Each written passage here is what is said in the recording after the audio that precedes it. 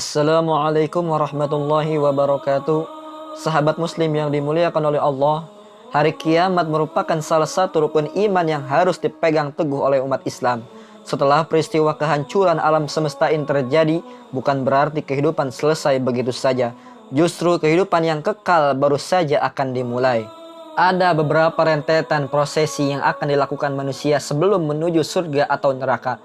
Pertama, manusia dari berbagai zaman akan dibangkitkan di padang mahsyar. Kemudian, manusia menjalani prosesi untuk pengadilan yang paling agung di alam semesta, yakni Yaumul Hisab.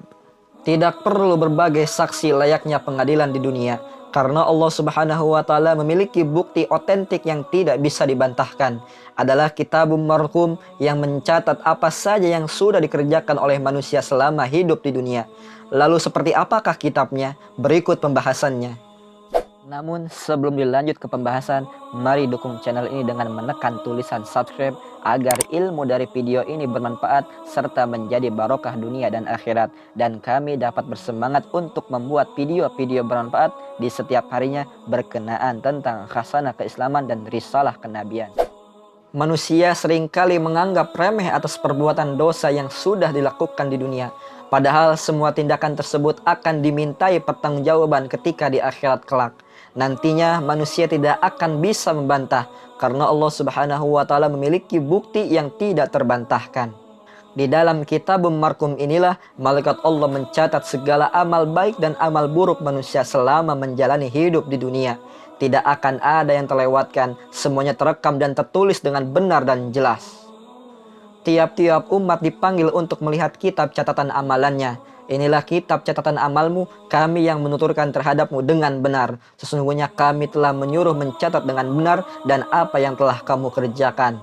Kitabum Marqum terdiri atas dua kitab. Kitab pertama bernama Sijjin. Kitab ini berisi catatan amal manusia yang durhaka kepada Allah Subhanahu wa taala. Hal-hal yang batil yang dilakukan selama menjalani hidup tidak bisa dibantahkan lagi. Manusia menjadi saksi atas kejahatannya sendiri. Seperti di dalam firman Allah Subhanahu wa taala yang artinya Allah mengingatkan kepada manusia, sekali-kali janganlah berlaku curang, karena sesungguhnya kitab orang yang durhaka tersimpan di dalam Sijjin. Tahukah kamu apakah Sijjin itu? Ialah Kitabum Marqum, yaitu kitab yang tertulis. Quran Surat Al-Mutaffifin ayat 7-9. Dan segala sesuatu yang telah mereka perbuat tercatat di dalam buku-buku catatan. Quran Surat Al-Qamar ayat 52. Pada hari itu diberikan kepada manusia apa yang telah dikerjakannya dan apa yang dilalaikannya. Bahkan manusia itu sendiri menjadi saksi atas dirinya. Quran Surat Al-Qiyamah ayat 13-14. Orang kafir dan munafik yang durhaka ini akan menerima catatan amalan dari sebelah tangan kiri mereka. Quran Surat Al-Haqqah ayat 25. Bahkan ada yang menerima kitab amalannya dari belakang punggung mereka. Allah Subhanahu wa taala berfirman, adapun orang-orang diberikan kitabnya dari belakang, maka dia akan berteriak, celakalah aku, dan ia akan masuk ke dalam api neraka yang menyala-nyala. Quran Surat Al-Insyiqaq ayat 10-12. Wajah calon penghuni neraka itu sangat ketakutan seperti serigala yang takut kepada singa.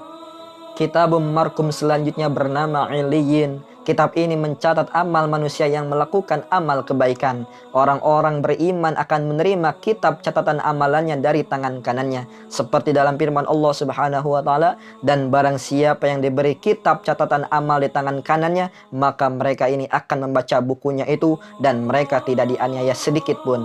Quran Surat Al-Isra ayat 71. Semoga nantinya kita semua bisa menerima Kitabum Marqum yang bernama Illiyin, karena dengannya adalah pertanda baik akan dimasukkan ke dalam surganya Allah yang luasnya seluas langit dan bumi. Amin amin ya rabbal alamin.